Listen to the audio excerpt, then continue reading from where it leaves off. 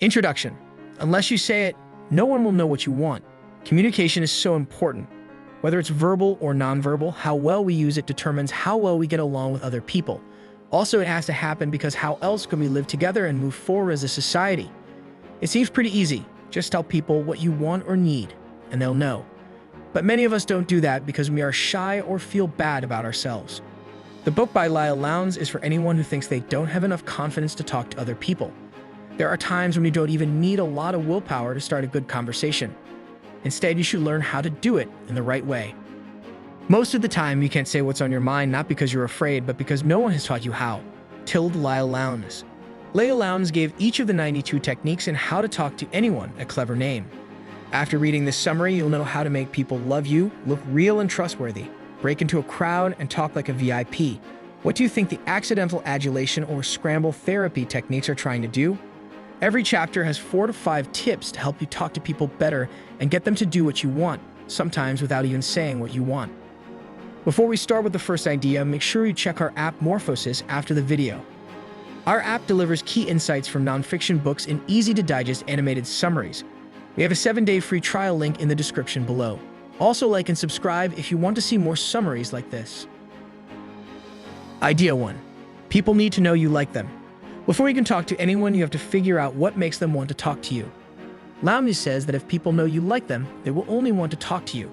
This is because in a social or professional setting, everyone wants to feel loved, valued, and good about themselves. Lowndes says that all social interactions are driven by the need to be liked. People feel self-conscious when they don't know if you like them or not. This makes them feel awkward, and they find it hard to talk to you. On the other hand, they feel comfortable around you and enjoy your company when they know you like them. They like you because you make it easy for them to feel good about themselves. Even though it sounds easy, many people find it hard to show people they like them because they let their discomfort get in the way. You also want the person you meet to like you. This can cause discomfort and a fear of rejection, which according to Lowndes has a self-fulfilling effect. The more uncomfortable you feel, the more likely you are to unconsciously send out verbal and nonverbal "I don't like you" signals, turning away the very people you want to talk to. Lowndes suggests a simple way to get over your anxiety and show the people you want to talk to that you are open to conversation. Focus less on how you want to feel and more on how you want them to feel. This means being aware of the verbal and nonverbal signals you're sending out. We'll talk more about these signals in the rest of this guide. Idea 2. How to speak like a celebrity. In the 1930s, the Carnegie Foundation for the Advancement of Teaching and the Carnegie Institute of Technology did research that found that about 85% of a person's success is due to how well they can communicate. Find out what a group is doing with what do you do not. Don't be brave enough to ask, so what do you do? Try to say, how do you spend most of your time? In a roundabout way. The first one makes it clear that you are not part of the group. The second one, on the other hand, suggests that you already know the basics about those people and want to know more about them. How do you answer, what do you do? Nutshell resume. Take a cue from how top managers who are looking for jobs change their resumes for each job they apply for. Tell each person something different about your work life. Before you answer the question, what do you do? Try to figure out what the person might be interested in hearing. Always think about how the other person could benefit from your work experience. When you meet someone you like or who might become a friend, make your life sound fun. Tell your story in a unique way to anyone who asks, no matter where you go. Leil Lowndes. Your personal thesaurus will help you sound smarter than you are. Look up some of the words you use often in a thesaurus. Try out a few new words to see if they fit with the words you already know. If they sound great, you should start making new ones. Only 50 words make the difference between a rich person's creative vocabulary and a middle-of-the-road person's. Change some of the words you use most often for 2 months and you'll be in the top tier of language users. Think about words like good, pretty, nice, and smart that are often used too much. Then grab a thesaurus and start replacing them. Idea 3. Here's how to show the other person how much you two are alike. People mix and mingle with different kinds of people, which is something birds and animals don't do. We choose people based on how we feel around them and if they like us back. How do they do it? People who care about the same things as us are the ones we like best. Leil Lowndes. Make them feel like you're in the same class as them. Watch how other people move and gesture in a way that is respectful and not creepy. Do they look expensive, cheap, fast, or slow? As you do this, imagine that you are watching a dance teacher who's showing you how to move. Watch how your partner moves and then try to get in tune with them. They'll feel more at ease around you. Make them feel like you are part of their family. Use what they say, not what you say. Pay close attention to the words they use. What nouns, adjectives, and verbs do they use? Choose some of them and use them in your speech. When your partner hears these words, they'll feel like you know and understand each other and have the same values and attitudes. Tell them what you want, potent imaging. Talk about what your listener likes to do, such as sailing, swimming, reading, and so on. Everyone likes something. Use some of the language that is used in that field or the right terms. Learn to understand, hire empathizers. Do you say, yeah, mom, or something similar to show that you agree? Even though that shows that you agree, it doesn't make the other person want to talk more. Say things like, I see what you mean, or that's a great thing to say instead of These kinds of phrases make them want to keep talking. Idea 4. Use nonverbal cues to make a good first impression. Pay attention to your body language and other nonverbal cues if you want to learn how to talk to anyone well. Since Lowndes' main goal is to help you talk to anyone, you might be wondering why body language is so important. Lowndes says that these silent signals make up more than 80% of how people react to you when they meet you for the first time. In this first part of the guide, we'll talk about how your body language affects how other people see you. Then we'll talk about some nonverbal ways you can make yourself seem friendlier and more attractive. Your body language says everything there is to know about you. Lowndes says that you have a gut feeling about everyone you meet within a few seconds of meeting them. Before someone says her first word, you've already made assumptions about her personality, feelings, level of confidence, and social or professional status. The most important thing is that you've already decided if she's the kind of person you want to hang out with. As soon as they see you, people make assumptions about whether or not they want to talk to you. What gives these ideas their foundation? Lowndes says it's your body language, which includes things like your posture, how relaxed you look, how you smile, and how you make eye contact. Whether you are aware of it or not, your body language is always sending out messages about how you feel. Idea 5, 11 types of body language. In her book Cues, Vanessa Van Edwards adds to what Lowndes said about nonverbal cues by saying that there are 11 different kinds of body language, each of which sends a message about how you feel. There are 7 universal microexpressions that show what you're really feeling. Body proxemics. The way you move around shows a lot about what you like and how nervous you are. Hand gestures. The way you use your hands to show how you feel, tell a story, or comfort yourself can tell a lot about you. Ornaments, your clothes and accessories, as well as how you use them, show how you talk with your body. Interest, you let people know you're interested in them in both subtle and obvious ways, like by flicking your hair or smiling. Eye gaze. The way you move your eyes shows what you're thinking and feeling, such as attraction, doubt, or stress. Pacifying. These are repetitive actions that help you feel better after something bad has happened, like rubbing your arms or bouncing your feet. Haptics. The way you use touch to express yourself shows what you like. For instance, if you chose to pat someone on the shoulder or give them a hug. Blocking. These signs make it hard for others to get through. Touching your mouth or folding your arms are 2 examples. Even when no one is listening to what you say, the pitch and tone of your voice show how sure you are or how worried you are. People use more than 800 signs instead of words, like giving a thumbs up to show that they agree. Your cues will depend on your culture and where you live. Idea 6, technique number 1, stand tall. Lowndes says that people see bad posture as a sign that they are not welcome. If you're trying to hide your body by slouching, it means you feel insecure or ashamed and don't want to be approached. On the other hand, good posture is seen as a sign of friendliness because it shows that you are proud and sure of yourself and have nothing to hide. This makes them think you're a successful person who deserves to be noticed. Idea 7. Method number 2. Relax and get rid of any physical obstacles. Lowndes says that people take fidgeting and guarded movements as signs of insincerity because they make you look suspicious and defensive. Fidgety actions like shuffling your feet or touching your face look like you're uncomfortable, tense, or just plain bored. Guarded movements like folding your arms or holding something in front of your body are another way to show that you are uncomfortable. Also, they make it look like you are putting up walls between yourself and other people. Lowndes says that, on the other hand, people see a relaxed and open posture as a sign of an honest and friendly personality because it shows that you are calm, not afraid of looking weak, because you have nothing to hide and easy to talk to. Keep your arms loosely at your sides with your palms and wrists facing up. This will make you look calm, sure of yourself, and trustworthy. When people you want to talk to come up to you, turn your whole body toward them to show that they have your full attention. This shows that you're happy to be with them and makes them feel at ease. Idea 8. 18 fidgety and guarded movement to avoid. The author of Getting Back to Happy, Mark Chernoff, goes into more detail about what Lowndes says about fidgety and guarded movements. He gives a list of 18 things you shouldn't do when you want to talk to someone and explains what each one means. Holding things in front of your body. This shows that you are shy, resistant, or want to be alone. Instead, carry things next to you. Checking the time or looking at your fingernails is a strong sign that you are bored. When you pick lint off your clothes while talking to someone, it means you don't like their ideas and don't feel comfortable giving an honest opinion.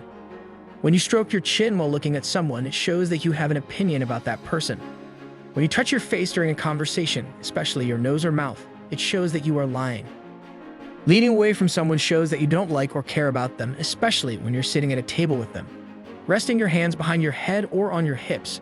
This shows that you are superior or arrogant, and you should only do it around close friends or family. Not facing the person you're talking to straight on. This shows that they are uncomfortable, not interested, and not committed to the conversation. When you cross your arms, it shows defensiveness and sometimes egotism.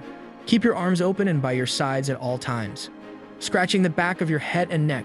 This is a sign of doubt and could be a sign of lying. If you fiddle with the collar of your shirt, it means you are very uncomfortable and nervous. If you cross your hands over your genitalia, it means you feel nervous and exposed. It also makes your shoulders move forward, which makes you look smaller and weaker. Putting your head up on your hands. This is a sign of being bored. Put your hands down on the table and don't move them. If you wipe your sweaty hands on your clothes, it means you're very nervous. If you're sitting on the edge of your chair, it means you're both mentally and physically unhappy. If you tap your feet and fingers, it means you are stressed, impatient, or bored. Fidgeting with small things. This is a sign of anxiety or not being ready. If you shift your weight from one foot to the other, it means you're both mentally and physically uncomfortable and ready to leave the conversation. Idea 9. Smooth introductions and familiar gestures lead to good conversations. Before you meet someone for the first time, you might worry, what if we don't have anything in common? Or, what are we going to talk about? Lucky for you, you'll often find that all it takes to start a good conversation is a smooth introduction.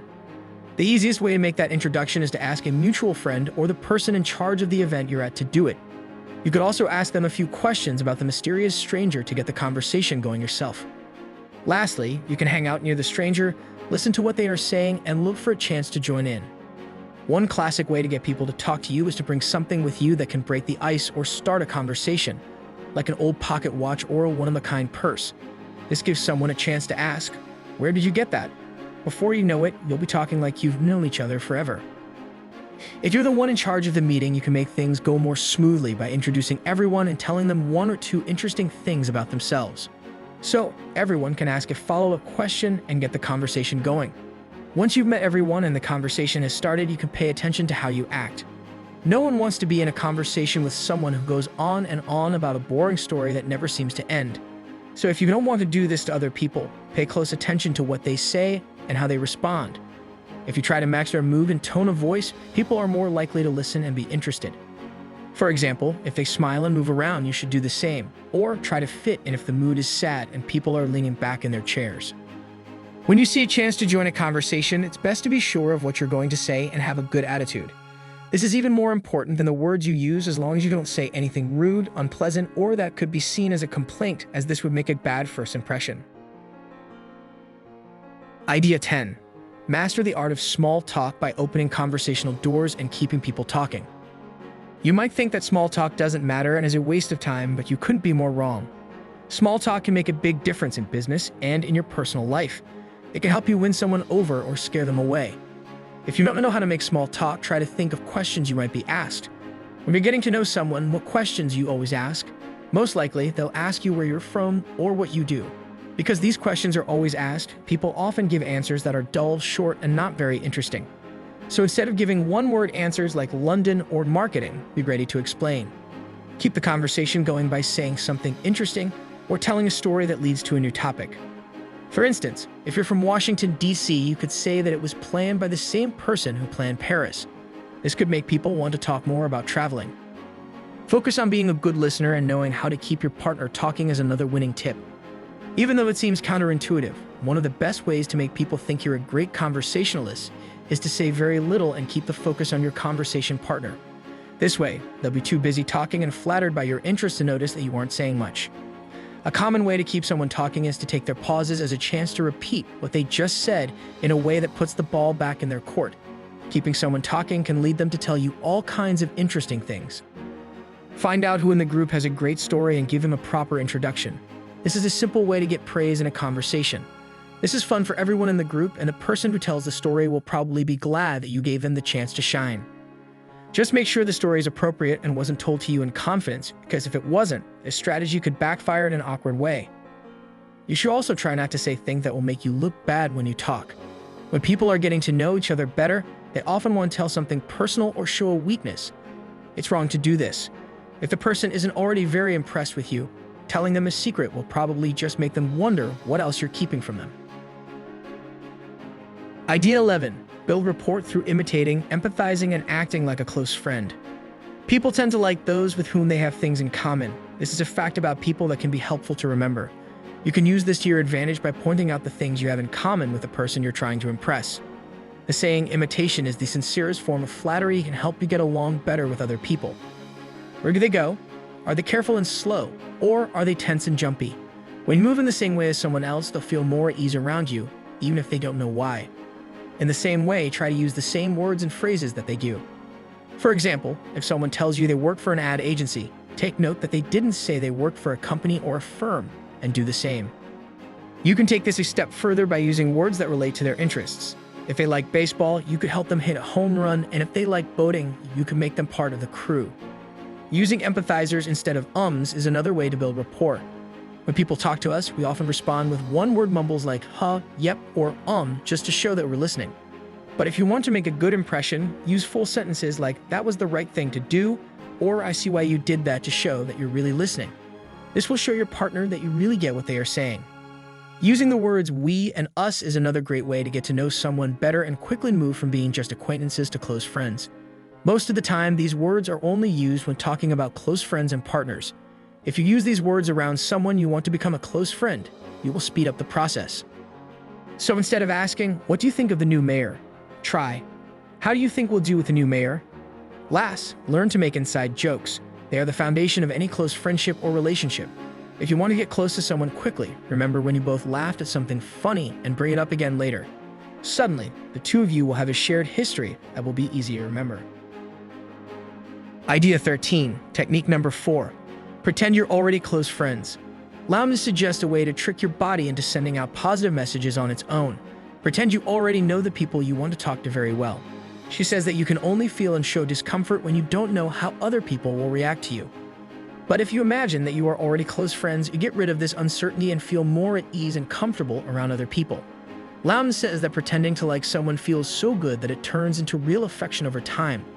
Even though you're just pretending to like them at first, you're sending them signals that put them at ease, which makes them more likely to like you and act warmly toward you. This makes you want to like them, which makes the conversation really easy and fun. There are 2 ways to trick yourself into sending out good vibes. Many people who work in self-help agree with Lowndes' idea that imagining the result you want from your meeting, a close friendship, will make you act in ways that make it happen. But how can you trick yourself into thinking you're friends with someone when you're not? Self-help experts offer a number of ways to do this. Joseph Murphy says in his book, The Power of Your Subconscious Mind, that you should first think about how you want other people to see you. Then, no matter how they act, think about them this way. For example, if you want people to say nice things about you, think nice things about other people. Murphy agrees with Lowndes that people will naturally pick up on your good thoughts and reflect them back to you. Idea 14. For career success, it's crucial to sound professional. If you want to get ahead in your career, you might be looking for ways to impress your boss and move your career forward. One important way to do this is to always sound professional. First, when you talk to your boss, get right to the point. People who are important don't have time to go around the subject. Also, try to keep your subject's attention while you talk. When you start a sentence with you, the person listening is more likely to pay attention to what comes next. In the same way, when you're thinking about how to tell someone bad news, think about what they're likely to say and try to predict it in your message. For example, if you think they'll be happy to hear the news, tell them with a smile. If the news is bad, give them a kind sigh and tell them. Also think about what might be interesting to the listener. When you meet a potential client, don't just tell them what you do for people and your job title. Say, I organize people's finances and find new ways for them to save money. If you're an accountant, if you're a hairdresser, Talk about how your job lets you find the perfect cut that fits the face and personality of a client. But trying to sound professional has its own problems, just like any other kind of communication. Here are some of the most popular. First, if you find out that you and someone else have something in common, don't say, "Oh wow, me too." The professional thing to do is to stay calm and let the truth come out as the conversation goes on. Your calmness will definitely impress the other person. Second, you should never, ever use a cliché. Third, don't ask people what they do for a living. Ask them something like, "How do you spend most of your time?" Some people don't like talking about their jobs, but they're happy to talk about what they're really interested in. Lastly, keep in mind that professionals don't tease, embarrass, or make jokes about other people. Idea 15. Make the most of every party by making a good first impression and taking the lead. A lot of people go to parties just to have fun. Even though there's nothing wrong with that, you could also try to do more. Here are some tips on how to meet and impress the important people who will be there. Again, the first impression is the only one that matters. You may have heard that pop stars have great stage presence. You can have the same pull and get everyone's attention by getting ready and knowing how to walk into a room. An entrance that makes an impact is easy to do. Stop at the door and look around the room before going in. Once you've looked around and decided that the place looks good, you can smile and go inside. People who are there are sure to be impressed by this kind of dramatic entrance. Once you're inside, you should take the lead and go straight to the most interesting person there. If you stand around and wait for people to come to you, you might be a wallflower the whole night and miss out on meeting the people who make things happen. When you have someone's full attention, it's time to put everything you've learned so far to use.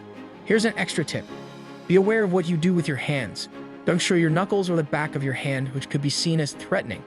Instead, stand with your arms open and your palms facing outward. Remember to listen and make mental notes of what the other person is saying, as it may come in handy later. This includes any personal information they might share and anything else they think is important. If you talk about one of these things at your next meeting, you're sure to make a good impression. Idea 12, technique number 3. Delay your smiles and maintain eye contact. Lowndes says that people don't respond well to quick, instinctive smiles because they see them as impersonal and think you're smiling at everyone you see. This makes them act in the same way by acting detached or far away. Lowndes says that not making eye contact is another thing that turns people off. Others see it as a sign that you're either busy or not feeling well, which makes it hard for them to get close to you emotionally. Lowndes says that if you want people to be nice to you, you shouldn't smile quickly at everyone you meet. Instead, look the person in the eyes, pause for a moment, and then smile big and warm while keeping your eyes on them. People will think you're smiling just for them because of the delay, and they'll know right away that you're glad to see them. Try to keep a comfortable amount of eye contact with the person as you talk to show that you are interested in what they have to say. Find out more about how we read people's faces. Research backs up what Lowndes says about how people respond to your smile and eye contact. The following facts give you more information about what your face says about you. Real smiles not only get people to relax, but they can also make people happier in 2 ways. Scientists have shown that when you see other people smile, your brain automatically notices and reacts to it. So it makes sense that if you smile first, you're more likely to get a real warm smile back. Endorphins are chemicals that make you feel good. When you smile, neurotransmitters like dopamine and serotonin are released. Since smiling is contagious, when you smile, it makes other people smile, which changes their body chemistry and makes them feel happier. Also, research shows that if you like someone, you should not only look at them, but you should also avoid making these eye movements. When you narrow your eyes, it means you don't like the person you're talking to or what they're saying. When you look down when you're around other people, it shows that you're not interested and can sometimes be seen as arrogance. Blinking quickly, this is a sign of anxiety. This is a sign of aggression and is often done right before a fight. Lastly, you can say things with more than just your eyes. You can also say things with your eyebrows. During a conversation, a quick lift of the eyebrows means yes. It can show that someone has noticed, is interested, likes, approves, agrees, or is thankful. If you like someone, flash your eyebrows quickly and then smile warmly. Just before you say something, raise your eyebrows to get someone to pay attention. When you do this and make eye contact 30% of the time, people will remember more. Let's sum it all up. These are all the main ideas of the book, How to Talk to Anyone. Idea 1. People need to know you like them. Idea 2. How to speak like a celebrity. Idea 3. Here's how to show the other person how much you two are alike. Idea 4. Use nonverbal cues to make a good first impression. Idea 5. 11 types of body language. Idea 6. Technique number 1. Stand tall. Idea 7. Method number 2. Relax and get rid of any physical obstacles. Idea 8. 18 fidgety and guarded movement to avoid. Idea 9. Smooth introductions and familiar gestures lead to good conversations. Idea 10. Master the art of small talk by opening conversational doors and keeping people talking. Idea 11. Build rapport through imitating, empathizing, and acting like a close friend. Idea 12. Technique number 3. Delay your smiles and maintain eye contact. Idea 13. Technique number 4. Pretend you're already close friends. Idea 14. For career success, it's crucial to sound professional. Idea 15. Make the most of every party by making a good first impression and taking the lead. Love this book summary? Watch more on our app. If you find that reading is becoming a chore, then you need more focus. Our app delivers key insights from nonfiction books in easy-to-digest animated summaries. With our 7-day free trial, there's nothing to lose. Get the knowledge you need without hours of reading. Start your free trial today by clicking the link in the description below.